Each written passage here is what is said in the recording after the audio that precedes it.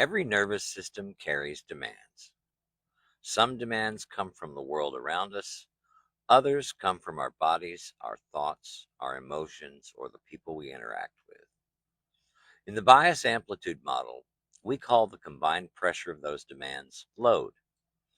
Load is not a personality trait. It is not a measure of strength or weakness. Load is simply the amount of demand the nervous system is carrying right now. More demand creates more load. And when that load becomes greater than the system's available capacity, regulation can begin to fail. The bias amplitude model has three variables: bias, amplitude, and load. Bias describes the direction in which attention naturally tends to lean. Amplitude represents the amount of capacity currently available, and load represents the amount of demand being placed on that capacity. These variables do not operate separately. Bias anchors the system. Amplitude sets its current capacity, and load fills that capacity. Together, they help describe the current state of a nervous system. On the BAM diagram, cognitive bias runs horizontally across the autistic, general distribution, and social neurotype spectrum. Amplitude rises above the baseline and represents current available capacity.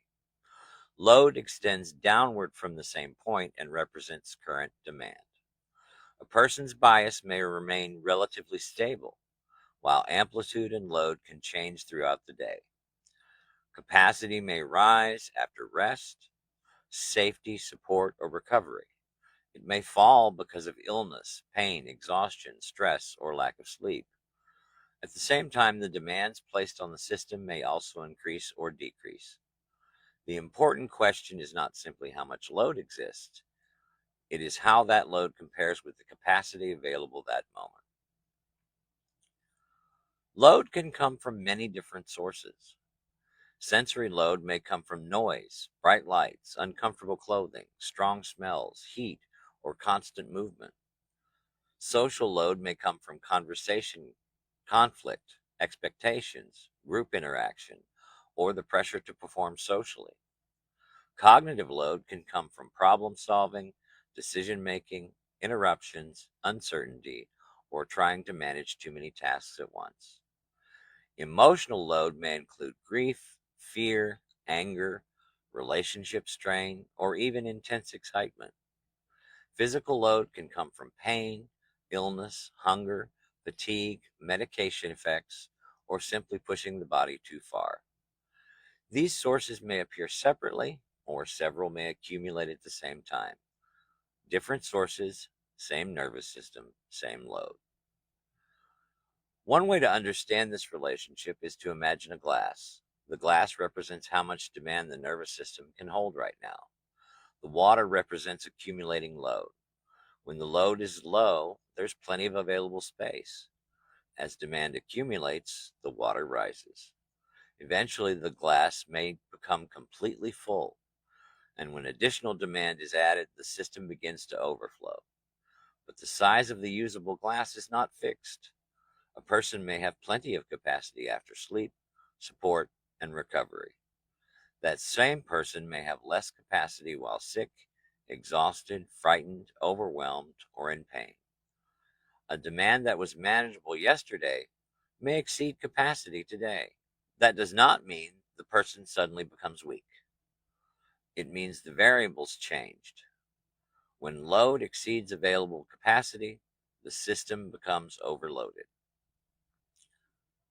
Overload does not always look the same. In autistic people, an intense loss of regulation may be described as a meltdown. It may also appear as shutdown, withdrawal, loss of speech, reduced access to skills, or an urgent need to escape. In more socially biased nervous system, a similar overload state may be described as a breakdown. It may appear as agitation, emotional collapse, disorganization, impulsive behavior, or difficulty functioning within relationships and social roles. The outward expression may differ, the language may differ, but in both cases, the nervous system is carrying more demand than it can currently regulate. A meltdown is not a moral failure. A breakdown is not a moral failure. They are nervous system events occurring after load has exceeded available capacity. When overload occurs, there are two basic paths toward relief. We can reduce the load, or we can increase available capacity. Reducing load may mean lowering sensory input, removing unnecessary demands, allowing the person to leave an overwhelming environment, reducing social pressure, or providing time to rest. Increasing capacity may involve sleep, emotional support, safety, recovery time, medical care, medication when appropriate, regulation tools, or an environment that better fits the nervous system. Sometimes we need to do both. The goal is not to blame the person for becoming overloaded. The goal is regulation. Lower the load or raise the limit. So let us return to the complete model. Bias shows direction, where attention naturally leans. Amplitude shows current capacity, how much the nervous system can presently hold. Load shows demand, how much pressure the system is carrying. Bias, amplitude, and load work together. They help explain why the same person may function differently in different environments, on different days, or under different levels of support. 3 variables, 1 model.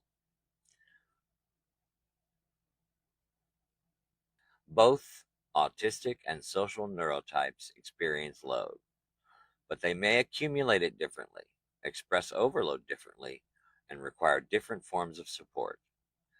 In the next episode, we will look more closely at these complementary ways of being human, their different strengths, different pressures, and shared need for understanding. The bias amplitude model was developed by Jeffery Towery. And if you would like to explore the larger world these ideas helped inspire, my novel Rise of Atlantis is available through Barnes & Noble.